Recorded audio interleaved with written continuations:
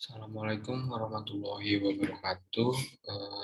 Malam, saya Alfian Zaki Saputra, NRP 052119400095. Jadi di sini saya akan mereview kuliah tamu yang diadakan pada hari Sabtu kemarin, di mana pembicaranya itu yaitu salah satu alumni Sistem Informasi lulusan 2019, yaitu Mas Ahsan Romarom.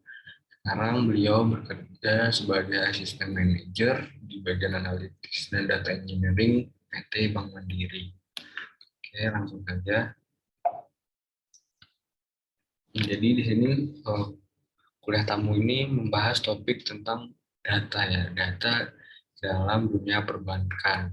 Lebih spesifiknya lagi yaitu big data. Nah, awal-awal di sini jelaskan definisi dari big data itu sendiri, itu adalah data yang berukuran sangat besar dengan kecepatan yang sangat cepat. Nah, dalam studi kasus perbankan ini mungkin bisa kita ambil big datanya itu adalah jumlah transfer yang dilakukan sehari-hari. Ya itu kan sangat banyak ya, maksudnya orang yang transfer melalui ATM, melalui bank dari bank cabang langsung ataupun dari mobile banking itu kan sangat banyak. Nah, data itu masuk sangat banyak dan uh, update-nya itu pun sangat cepat.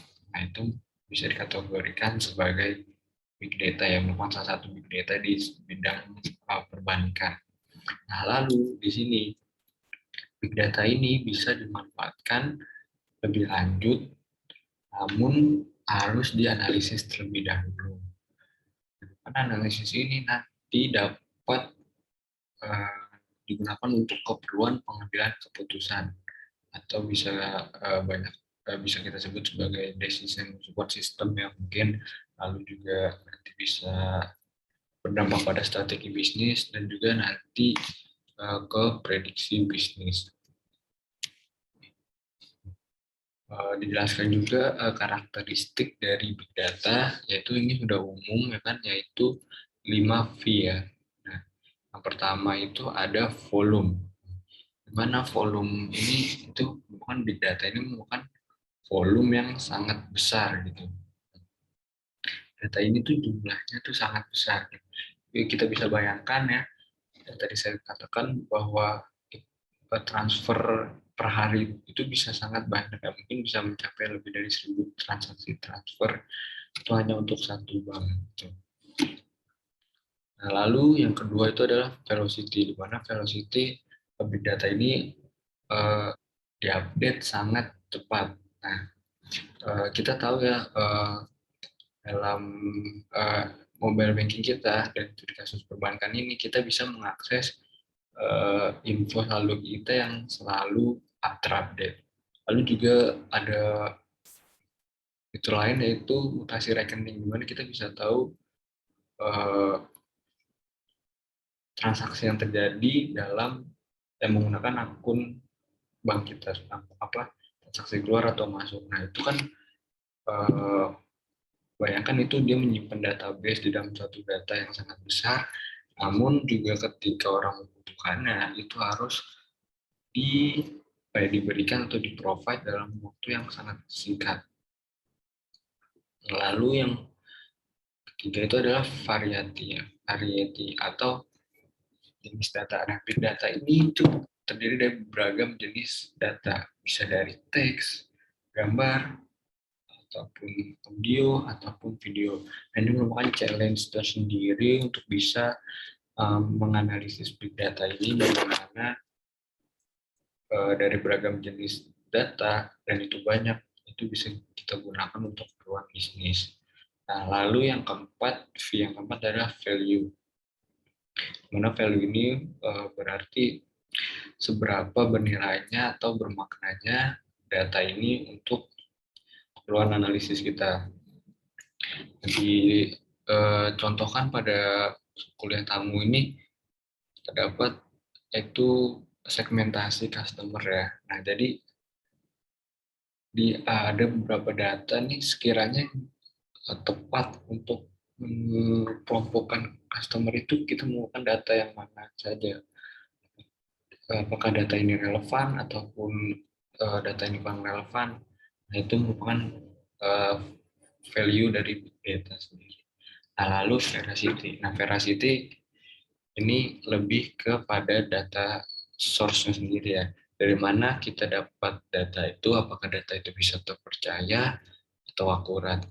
Jangan sampai nanti kita sudah menganalisis suatu data yang besar, lalu digunakan untuk mengambil keputusan, namun ternyata data itu tidak jelas asal-usulnya ataupun tidak akurat.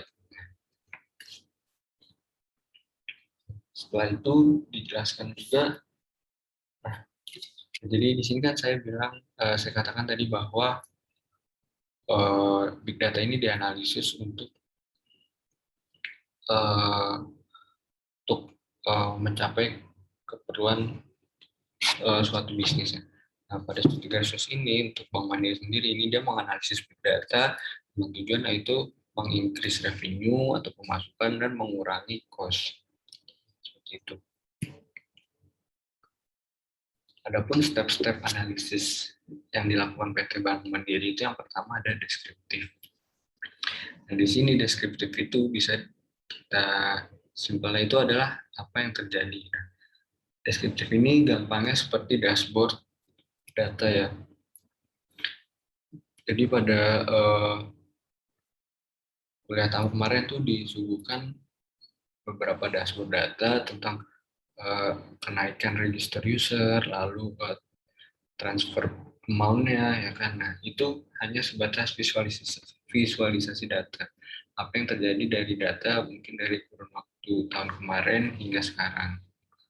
Nah, lalu yang kedua adalah diagnostik. Yaitu kita mengetahui dari dashboard data itu kenapa bisa muncul data seperti itu ya. Kita menanyakan kenapa penyebab data itu bisa seperti itu bentukannya.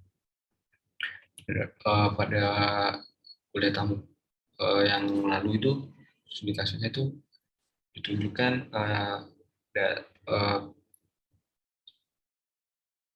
histogram dari new customer ya. Nah, di situ kita tahu ada pelonjakan yang sangat tinggi pada bulan April kalau nggak salah, lalu bulan depannya turun kembali normal. Nah, itu kita pada diagnostik analisis itu kita menanyakan kenapa bisa seperti itu. Lalu setelah kita tahu bisa kita tahu kenapa data itu bisa seperti itu, maka selanjutnya yaitu kita menganalisis masuk ke tahapan prediktif, yaitu apa yang akan terjadi. Jadi ketika kita sudah tahu alasannya kenapa data itu seperti itu, lalu kita bisa memprediksi apa yang akan terjadi.